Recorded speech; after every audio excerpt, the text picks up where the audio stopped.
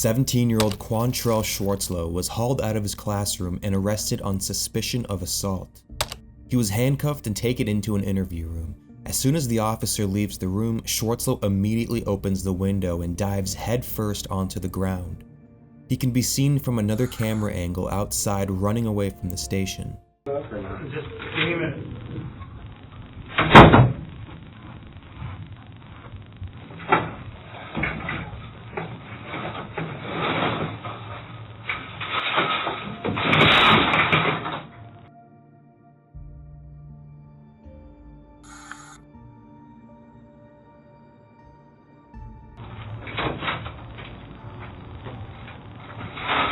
Oh, no!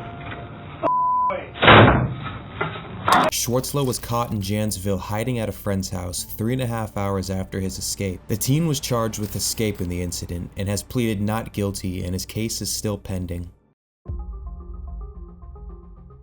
This is 33-year-old Nicholas Garrison. He was arrested for drug possession and was in court for his sentencing. Just as the officers were trying to handcuff him, Garrison breaks away.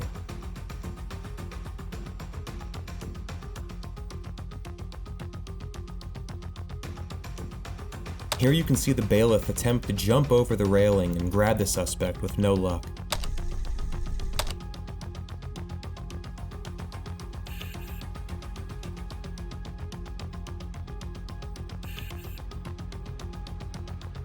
Garrison was able to escape the courtroom, but wasn't long until he was found in a hotel room and brought back into custody. Garrison now faces additional charges. As for the heroic bailiff, well, he suffered 4 broken ribs and a minor concussion after falling on the stairs.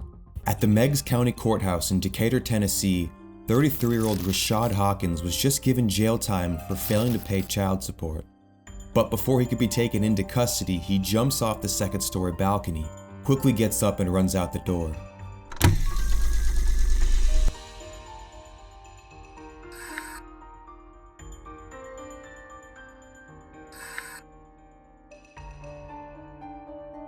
Upstairs, the officers and others look around in disbelief.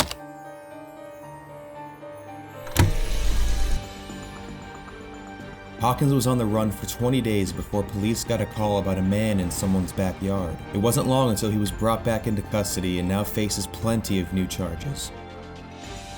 While outside the courtroom about to be transferred to jail, one inmate decides to make a run for it. Diego Jose Zayas Martinez has been charged with making terroristic threats and battery.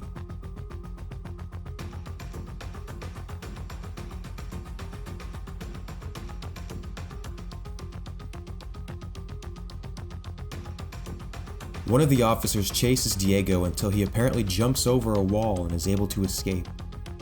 Shortly after, a woman reports that a man is hiding under her house. Diego was soon brought back into custody and charged with third-degree escape.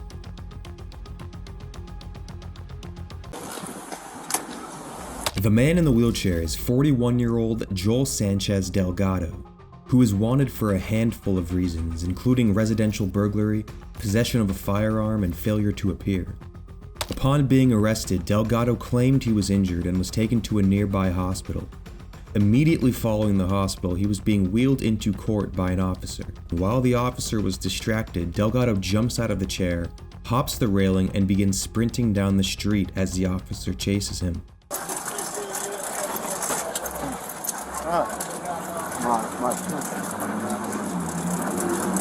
What'd you say, OJ? My suit. Hey, you see a shoe back there? Where is it?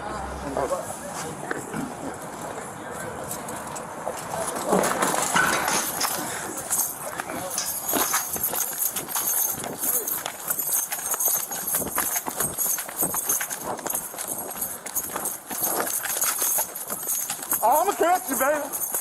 I'm finna shoot your head. Hey, can you call the police for me? Call the police for me. Out of breath, the officer borrows a cell phone to call for backup. Nah, which way you go? Went straight through the alley and cut that way. What you Your need? phone. My damn radio came out.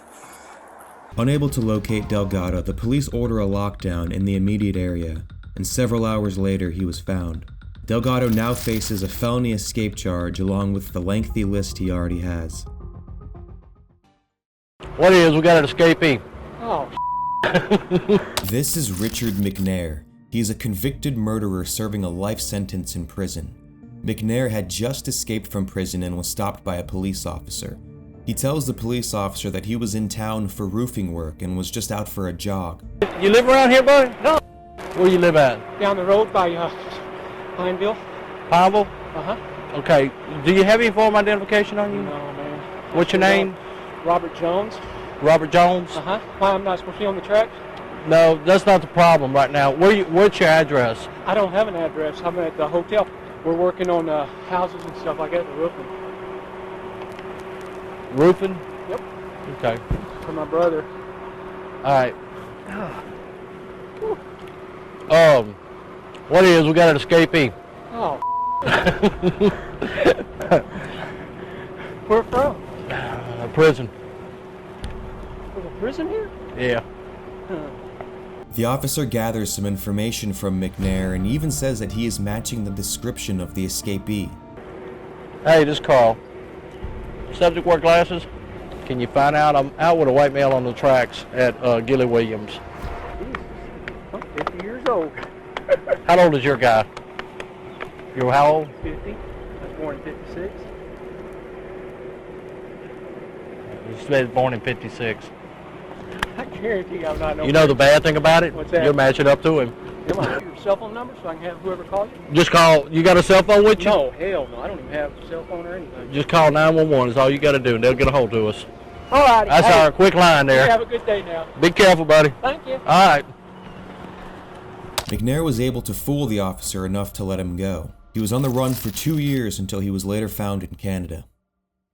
Neighbors in an Albuquerque neighborhood called police claiming they saw two men snooping around and stealing out of people's cars late at night. Police show up to a home and see this man walking out of the garage. Little do they know he is the suspect they are looking for. I had a call because it looks like somebody's going through your company.